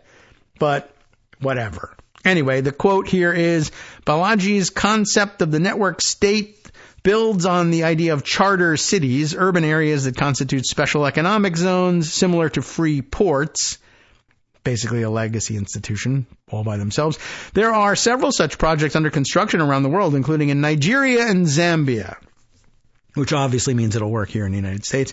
At a recent rally in Las Vegas, Donald Trump promised that if elected in November, he would free up federal land in Nevada to create special new zones with ultra-low taxes and ultra-low regulation to attract new industries, build affordable housing, and create jobs. The plan would, he said, revive the frontier spirit and the American dream. And by the way, if it ever works, I'm building them in the Dakotas and Montana and Wyoming, but with the opposite intent of turning the places blue and capturing their Senate seats. Anyway, other similar projects are already underway beyond the United States.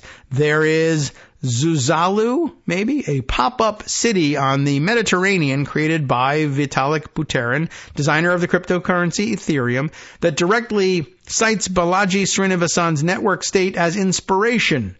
But of course, you've not heard of it and can't go there and don't want to. But, whatever. Buterin also spoke at the recent Network State Conference, it then notes. Meanwhile, Prospera is a private tech city in Honduras, where everyone also wants to go, that markets itself as a libertarian paradise with low taxes and pro-Bitcoin policies, as well as little regulation around biomedical technologies. One of Prospera's funders is Pronomos Capital, which is backed by, you'll never guess, Peter Thiel and Mark Anderson, advised by Balaji Srinivasan, and founded by Patri Friedman, who originally founded the Seasteading Institute, and I guess got bored with it, which Thiel also previously supported in his quest for a new residence free from government interference.